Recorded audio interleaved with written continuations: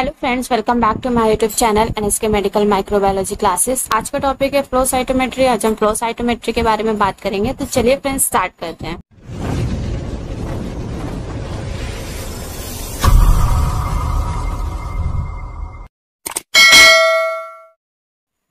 सबसे पहले यहाँ पे बताया गया कि फ्लो साइटोमेट्री की डेफिनेशन क्या होती है, फ्लो साइटोमेट्री क्या होती है। यहाँ पे हम बताएंगे कि फ्लो साइटोमेट्री एक टेक्निक होती है जिसमें हम लोग किसी भी प्रोटीन का या किसी भी मॉलिक्यूल्स का जो भी हेट्रोजीनियस मिक्सचर है उसमें जो भी पार्टिकल्स या फिर सेल्स प्रेजेंट है उसकी फिजिकल और केमिकल प्रॉपर्टीज को हम लोग आइडेंटिफाई करेंगे और क्वांटिफाई करेंगे इस टेक्निक से। इसका नाम है flow cytometry. Flow cytometry technique में जो इंस्ट्रूमेंट यूज होता है उसका नाम होता है फ्लो साइटोमीटर।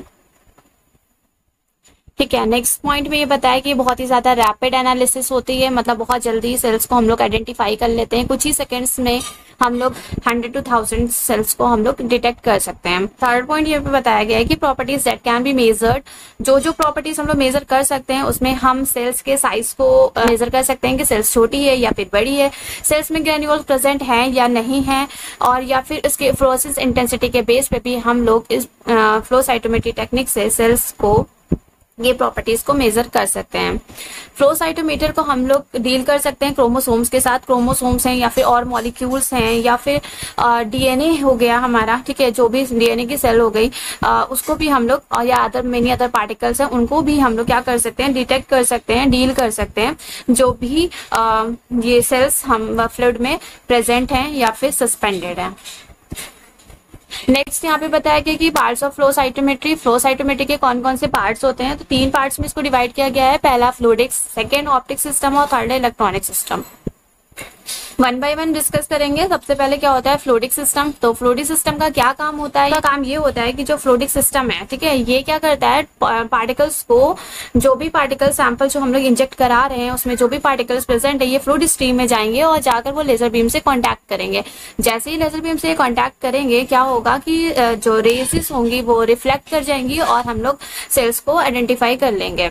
सैंपल्स इंजेक्ट हो जाएगा, सैंपल्स को इंजेक्ट कर देंगे हम लोग स्ट्रीम में, और जो भी शीट फ्लूइड है इसमें हम लोग, जिसमें क्या भरा रहता है, यूजुअली अगर हम बात करें तो इसमें बफर सलाइन सोल्यूशन फील्ड रहता है शीट फ्लूइड में, जो कि फ्लो चैम्बर के साथ रहता है। फ्लो चैम्बर फ्लो चैम्बर का भी यहाँ पे क्या काम है, तो फ्लो चैम्बर जो होता है वो क्या करता है, सैंपल्स को अलाउ करेगा कि आओ हम आगे जाके क्या करेंगे कि इसको जो है फिर centre of the sheet fluid तक के सैंपल्स जो होगा, जो भी मॉलिक्यूल्स होंगे वो जाएंगे और लेजर बीम के कांटेक्ट में आकर इंटरेक्ट करेंगे।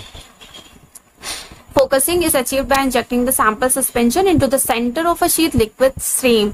जो भी फोकसिंग हो रही होगी, सबसे ज्यादा फोकसिंग जो होगी वो सेंटर ऑफ द शीट पर होगी, क्योंकि वहां पे लिक्विड फिल्ड रहता है, वो स्ट्रीम होता है आगे जाने का। फिर जो भी शीट होगी वो फ्लूइड को आगे मूव कराएगी, जो भी पार्टिकल्स हैं उन पार्टिकल्स को आगे मूव कराएगी, ठीक है, वहां सैंपल कोर से हटा के आगे बोलेगे पार्टिकल्स को आगे बढ़ो। तो यहाँ पे छोटा सा डायग्राम मैंने बनाया। तो यहाँ पे सबसे पहला यहाँ पे ये दिखाया है यहाँ पे मैंने कि यहाँ पे सैंपल है। अब इस सैंपल्स को मैंने इंजेक्ट कर दिया है। अब ये धीरे से आ जाएगा फ्लूइडिक सिस्टम में। हाँ, यहाँ पे आ जाएगा फ्लूइडिक सिस्टम में। अब इस फ्लूइडिक सिस्टम से मॉलिक्यूल्स आएंगे। अब ये मॉलिक्यूल्स आगे लेजर से कांटेक्ट करेंगे, ठीक है, और जैसे ही लेजर से कांटेक्ट करेंगे वैसे लाइट जो होगी वो रिफ्लेक्ट करेगी।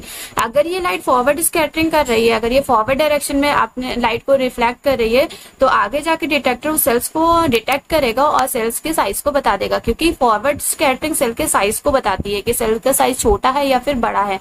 तो जितनी ज्यादा लाइट की रिफ्लेक्टिंग होगी, जितनी ज्यादा लाइट जाएगी, उतना ही सेल्स का साइज जो होगा वो क्या होगा, बड़ा होगा। जितनी कम होगी होगी सेल्स का साइज जो होगा वो छोटा होगा। पीछे के साइड में मैंने साइड स्कैटरिंग लगाई है, और साइड स्कैटरिंग में क्या होता है कि अगर से मॉलिक्यूल्स लाइट साइड स्कैटरिंग में छोटा है, वहां पे लाइट रिफ्लेक्ट हो रही है, तो वो सेल्स की कॉम्प्लेक्सिटी यानी सेल्स को बताएगी कि सेल्स के अंदर ग्रेन्यूल्स प्रेजेंट हैं या फिर नहीं है। तो ग्रेन्युलोसिटी और सेल्स की इंटरनल कॉम्प्लेक्सिटी साइड स्कैटरिंग बताती है, और जो फॉरवर्ड स्कैटरिंग होती है वो सेल के साइज को बताती है। ऐसे ही यहाँ पे जैसे यहाँ पे फॉरवर्ड स्कैटरिंग, यहाँ पे मैंने डिटेक्टर को मेंशन कर दिया है, बट यहाँ साइड स्कैटरिंग पे मैंने डिटेक्टर को मेंशन नहीं किया है, बट यहाँ पे डिटेक्टर प्रेजेंट होता है जो डिटेक्ट करता है सेल्स को। नेक्स्ट यहाँ पे सेकंड है ऑप्टिक सिस्टम। ऑप्टिक सिस्टम ये क्या होता है, और साइटोमीटर में जो ऑप्टिक सिस्टम होता है वो दो चीजों से मिलकर बना होता है, यानी इसमें दो चीजें होती हैं, एक होता है एक्साइटेशन ऑप्टिक और दूसरा होता है कलेक्शन ऑप्टिक। तो एक्साइटेशन ऑप्टिक का काम क्या होता है कि वो उसमें लेजर होता है और लेंसेस होती हैं, ठीक है, जो कि क्या करता है शेप और जो भी फोकस लेजर बीम को जो भी फोकस कर रहे हैं, जो भी सैंपल है, जो सैंपल फ्लो होकर आ रहा है, तो अब वो लेजर बीम को फोकस करेगा, ये एक्साइटेशन ऑप्टिक, और शेप को करेगा। तो नेक्स्ट सेकंड है कलेक्शन ऑप्टिक। कलेक्शन ऑप्टिक का काम होता है कि कलेक्शन लेंस, जो भी कलेक्शन लेंस है उसको कलेक्ट करना ताकि लाइट इमिट करे, ठीक है। लाइट इमिट करेगा, पार्टिकल जब इंटरेक्ट कर लेगा, पहले तो पार्टिकल इंटरेक्ट करेगा, पार्टिकल इंटरेक्ट करने के बाद लाइट इमिट करेगी, तो लाइट जब इमिट करेगी लेजर बीम के साथ, तो वो क्या करेगा, तो जो ये कलेक्शन ऑप्टिक का काम क्या होगा, लाइट को इमिट कराना, ठीक है, लाइट को निकलवाना। Optical direct the specified wavelength. तो हाँ, यहाँ पर हम क्या कर सकते हैं, जो वेवलेंथ है लाइट की उसको हम स्पेसिफाई कर सकते हैं कलेक्टेड लाइट से, ऑप्टिकल डिटेक्टर से डिटेक्ट करके। सेल्स या फिर पार्टिकल्स के जब भी लेजर लाइट से सेल या पार्टिकल पास होकर निकलेगा तो रेज इमिट करेगी one side on the side, ठीक है, and the fluorescence signals are directed to the photo multiple tubes. जो फ्लोरेसेंस सिग्नल होगा वो डायरेक्ट जाएगा फोटो मल्टीपल ट्यूब्स और फोटो डायोडाइड, जो कि सिग्नल्स को क्या करेगा, कलेक्ट करेगा। फिर यहाँ पे हम स्पेसिफिसिटी को अचीव कर लेंगे, डिटेक्टर की जो भी स्पेसिफिसिटी उसको डिटेक्ट कर लेंगे, किसके लिए, पर्टिकुलर फ्लोरेसेंस डाई के लिए, जो भी मसल से हमने डाई को टैग किया हुआ है उसे। फिर फिल्टर होगा और ट्यूब्स के सामने फिल्टर प्लेस्ड होता है, तो वो क्या करता है, एक एवरेज वेवलेंथ होती है जो कि डिटेक्टर तक पहुंचा देती है उसको आगे। नेक्स्ट इलेक्ट्रॉनिक सिस्टम है। इलेक्ट्रॉनिक सिस्टम क्या करता है, कन्वर्ट करता है सिग्नल को, डिटेक्टर से जो सिग्नल कन्वर्ट होता है वो इलेक्ट्रॉनिक सिस्टम में होता है। इनका इलेक्ट्रॉनिक सिस्टम का काम ये होता है कि डिजिटल सिग्नल में से डिटेक्ट करना जो भी सिग्नल्स हैं कन्वर्ट हो रहे हैं, ठीक है, और फिर हम उसको क्या कर लेते हैं, कंप्यूटर के द्वारा रीड कर लेते हैं। Once the light signal strike one side of the PMT और the photodiode, they are converted into the relative number of electrons that are multiplied to create a more significant electric current. Electric current move करेगा amplifier की तरफ, वो convert कर देगा voltage pulse में। सबसे ज्यादा जो पॉइंट होगा पल्स का वो अचीव करेगा कि कितने ज्यादा पार्टिकल है सेंटर ऑफ द बीम पे, मतलब कितने ज्यादा बीम सेंटर ऑफ बीम पे पार्टिकल्स पड़े हुए हैं, ठीक है। इस केस में सबसे ज्यादा अमाउंट मतलब सबसे ज्यादा स्कैटरिंग होगी और फ्लोरेसेंस अचीव कर लेंगे या फिर अचीव होगा। एडीसी क्या करता है, वो कन्वर्ट करता है पल्स को एक डिजिटल नंबर में। यहाँ पे बता दिया है कि फ्लो साइटोमेट्री का क्या प्रिंसिपल होता है, फ्लो साइटोमेट्री क्यों होती है, तो ये मेजरमेंट होता है लाइट स्कैटरिंग का, कितनी ज्यादा लाइट स्कैटर्ड हो रही है पार्टिकल्स के द्वारा। जब भी पार्टिकल्स इंटरेक्ट करेगा तो देखेंगे हम लोग लाइट कितना ज्यादा स्कैटर्ड कर रही है, तो और फ्लोरेसेंस कितना ऑब्जॉर्व हो रहा है जब भी पार्टिकल्स पास कराएंगे स्ट्रीम से लेजर बीम के थ्रू, तो उसी से हम आइडेंटिफाई कर लेंगे। यहाँ पर सेल्स दिखाया है, सैंपल्स की जो सेल्स हैं वो हमने यहाँ पे इंसर्ट की है, सैंपल्स को इंजेक्ट कर दिया है, ठीक है। इंजेक्ट करने के बाद यहाँ से लेजर बीम दी है और ये मॉलिक्यूल्स इंट्रैक्शन में आ रहा है।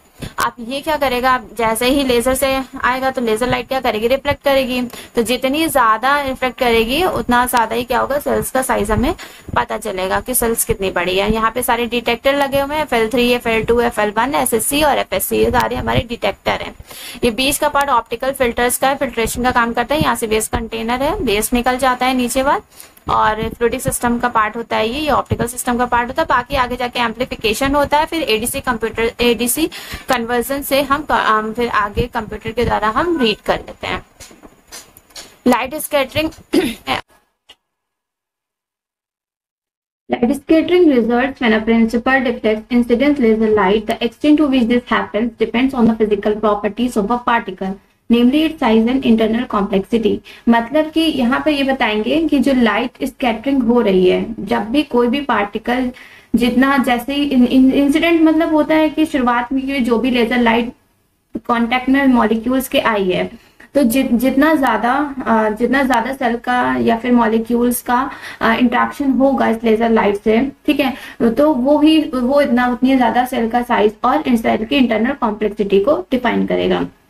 तो जो फॉरवर्ड स्कैटर्ड लाइट होती है वो सेल सरफेस एरिया के डायरेक्टली प्रोपोर्शनल होती है, मतलब कि जितना ज्यादा लाइट पड़ेगा उतना ज्यादा सेल सरफेस एरिया क्या होगा, बड़ा होगा, लार्ज होगा। जितनी ज्यादा स्कैटरिंग होगी उतनी ज्यादा सेल का साइज भी क्या होगा, बड़ा होगा। ठीक है, अब नेक्स्ट है, it is a measurement of mostly diffracted light and diffract rays that are just off the axis of the incident laser beam disperse in the forward direction by a photodiode. Forward scattering सीधे एकदम जाती है, इसका जो reflection होता है light का जो भी आगे निकलती है वो बिल्कुल फॉरवर्ड डायरेक्शन में निकलती है। फोटो डायोड के बारे में मैंने आपको बताया था, जो कि उसमें जो इंस्ट्रूमेंट है उसी में फिक्स रहता है। नेक्स्ट है साइड स्कैटर्ड एसएससी, ये इंडिकेट करता है सेल्स की ग्रेनुलिटी को, यानी सेल्स के अंदर ग्रेन्यूल्स प्रेजेंट है या नहीं है। जैसे कि हम लोग ब्लड में हम लोग ब्लड एक सेल्स होती है, आरबीसी प्रेजेंट होती है, उसमें डब्ल्यूबीसी होती है। तो डब्ल्यूबीसी में बहुत सारी सेल्स प्रेजेंट होती हैं, जैसे कि न्यूट्रोफिल, एस्नोफिल, बेसोफिल, लिम्फोसाइट्स। तो उसमें हर सेल्स के अंदर किसी में ग्रेन्यूल्स होते हैं, क्योंकि कुछ ग्रैनुलोसाइट्स दो तरह की सेल्स होती है, डब्ल्यूबीसी ग्रैनुलोसाइट्स होती हैं और ए ग्रैनुलोसाइट्स होती हैं।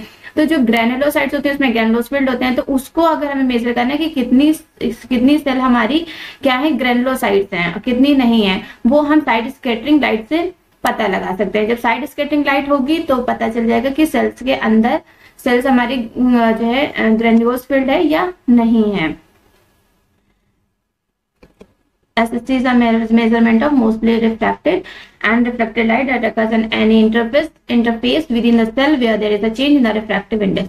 The measurement of FST and SST are used for the differentiation of cell types of a heterogeneous cell population. Heterogeneous cell population मतलब कि जो भी हमारा, आप जैसे मान लीजिए ये हमारा सैंपल है, एक मिनट, ये हमारा सैंपल है और इस सैंपल्स में अलग अलग मॉलिक्यूल्स पड़े हुए हैं। अब ये सेल सब अलग अलग तरह की हैं। अब इन सेल का साइज, ये सेल्स के अंदर ग्रैन्यूल्स प्रेजेंट हैं या नहीं है, इसके अंदर इसकी क्या इंटरनल कॉम्प्लेक्सिटी है, ये सारी चीजों को डिफाइन करेगा। The measurement of FST and SST are used for the differentiation of cell types, जो मैंने आपको बता दिया कि कोई भी सेल सैंपल्स में जो अलग अलग जो सेल्स होंगी उन सेल का साइज, सेल्स की इंटरनल कॉम्प्लेक्सिटी, सेल ग्रैनुलोसाइट्स हैं या नहीं है, सबको डिफरेंशिएट करने की ये टेक्निक होती है फ्लो साइटोमेट्री। अब वो सब फ्लो साइटोमेट्री सब रेडिएशन पर डिपेंड करती है। नेक्स्ट है fluorescence. Fluorescence marker used to detect the expression of cellular molecules such as protein और nucleic acid in a system. जो भी फ्लोरेसेंस मार्कर्स हैं, मतलब वो प्रोटीन या वो सेल या फिर वो प्रोटीन का हम यूज कर रहे हैं जिसमें फ्लोरेसेंस है। ठीक है, इस फ्लोरेसेंस को डिटेक्ट करने के लिए जो भी सेलुलर मॉलिक्यूल्स का जो एक्सप्रेशन है उसको डिटेक्ट करने के लिए हम लोग फ्लोरेसेंस से क्या करते हैं, एंटीबॉडी से टैग कर देते हैं। जैसे कोई भी प्रोटीन या न्यूक्लिक एसिड है तो उसमें हम फ्लोरेसेंट डाई को क्या करेंगे, टैग कर लेंगे, जिससे हम सेल्स के मॉलिक्यूल्स का एक्सप्रेशन को डिटेक्ट कर सके। जो फ्लोरेसेंस कंपाउंड होते हैं, जो भी फ्लोरेसेंस कंपाउंड है वो क्या करेगा, लाइट एनर्जी को एब्जॉर्ब करेगा। जब लाइट एनर्जी एब्जॉर्ब हो जाएगी तो वो वेवलेंथ को बताएगी कि कितना वेवलेंथ है, और वो वेवलेंथ का जो रेंज होगा वो बताएगा कंपाउंड का कैरेक्टरिस्टिक फीचर्स कि वो किस तरह का कंपाउंड है। लाइट के अब्जॉर्प्शन जो होता है वो जो कॉज्ड होता है वो electron in the fluorescence compound to be raised to a higher energy level. जितनी ज्यादा लाइट एब्जॉर्ब होगी वो उतना ही ज्यादा एनर्जी लेवल को हाई करेगी। ओके, नेक्स्ट है excited electron quickly decays to its ground state. जो एक्साइटेड इलेक्ट्रॉन होंगे वो डिके हो जाएंगे अपने ही ग्राउंड स्टेट में और ज्यादा से ज्यादा लाइट एनर्जी को क्या करेंगे, फ्लोरेसेंस के फॉर्म में एमिट करेंगे, निकालने लगेंगे। ठीक है, जिसे हम डिटेक्टर के द्वारा कलेक्ट कर सकते हैं।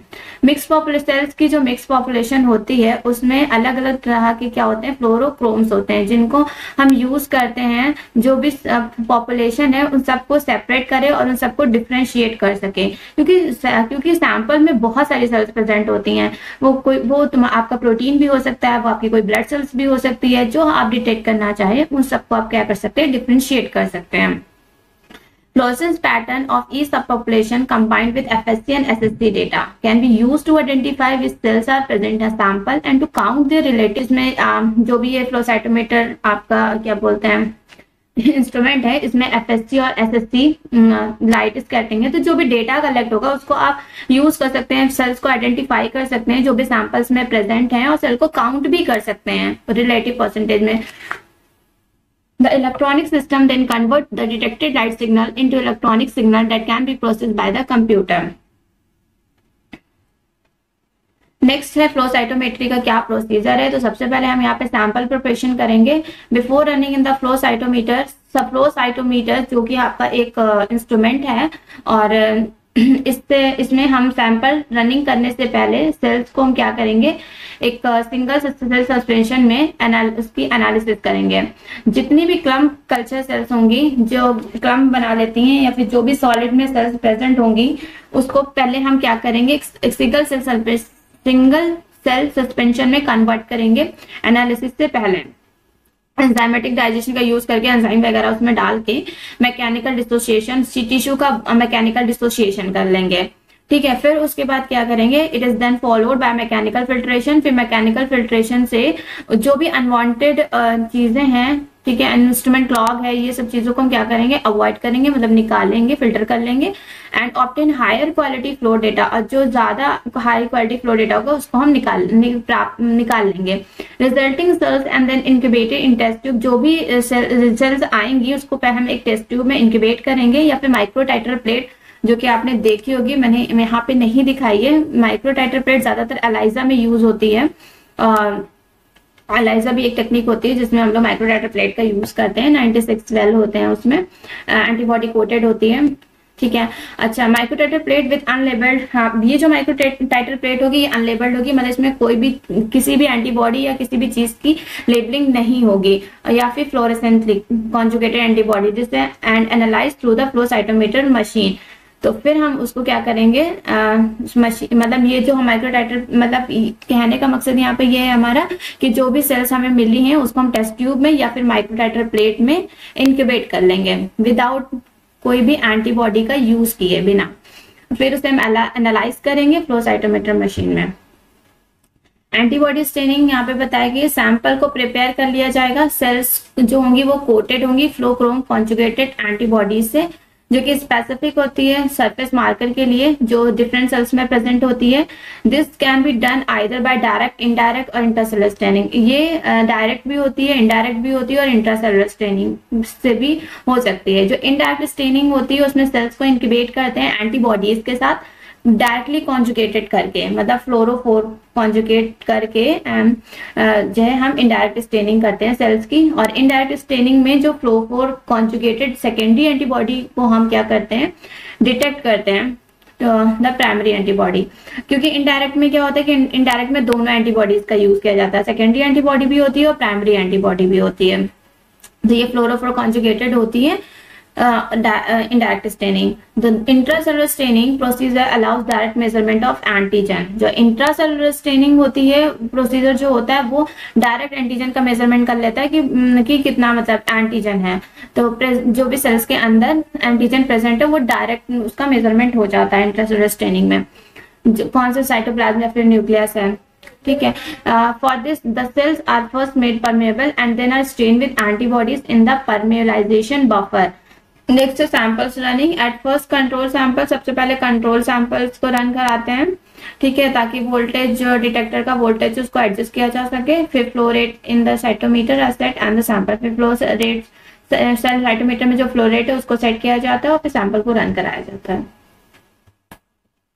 नेक्स्ट है फ्लो साइटोमीटर के टाइप कौन कौन से होते हैं। अलग अलग टाइप्स के फ्लो साइटोमीटर होते हैं, ठीक है, जिसमें सबसे पहले आता है ट्रेडिशनल फ्लो साइटोमीटर, दूसरा होता है एक्वोसिटिक फोकसिंग साइटोमीटर। तो जो ट्रेडिशनल फ्लो साइटोमीटर होता है वो कॉमन साइटोमीटर है।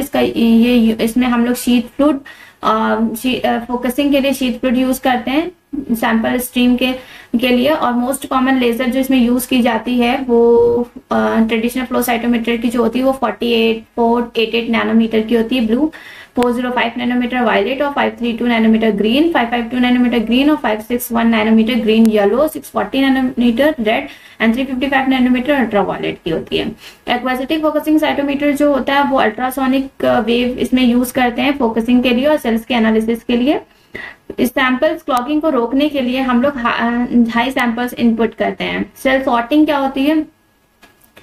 सेल सॉर्टिंग का मतलब ये होता है कि एक कैटेगरी होती है ट्रेडिशनल फ्लो साइटोमीटर की जिसमें हम लोग क्या करते हैं, सैंपल्स को कलेक्ट करते हैं प्रोसेसिंग करने के बाद, जो भी फ्लो साइटोमीटर हम यूज कर रहे हैं उसमें सैंपल्स को कलेक्ट किया जाता है, सेल की सॉर्टिंग कराई जाती है। Cells that are positive for the desired parameter can be separated from those that are negative for the parameter. जो भी डिजायर्ड पैरामीटर हैं, जो पॉजिटिव सेल्स हैं उनको अलग किया जाता है नेगेटिव सेल्स हैं। हाँ, तो नेक्स्ट है टाइप्स ऑफ फ्लो साइटोमीटर। अलग अलग टाइप्स के फ्लो साइटोमीटर होते हैं जिन्हें हम यूज करते हैं। जैसे सबसे पहले ट्रेडिशनल फ्लो साइटोमीटर, दूसरा एक्वेस्टिक फोकसिंग साइटोमीटर। जो ट्रेडिशनल फ्लो साइटोमीटर्स होता है वो कॉमन साइटोमीटर होता है, इसमें हम लोग शीट फ्लूइड का यूज करते हैं और फोकसिंग का यूज कर रहे होते हैं सैंपल स्ट्रीम के लिए। Most common laser use traditional flow cytometer जो है वो 48 नैनोमीटर का ब्लू कलर में, 405 नैनोमीटर का वॉयलेट और 532 नैनोमीटर का ग्रीन, 552 nm ग्रीन और 561 nm green yellow, 640 nm red and 355 nm ultraviolet. जो एक्वेस्टिक फोकसिंग साइटोमीटर है इसका यूज हम इसमें ये भी एक तरह का साइटोमीटर होता है, इसमें अल्ट्रासोनिक वेव्स का यूज करते हैं सेल की फोकसिंग के लिए, एनालिसिस के लिए।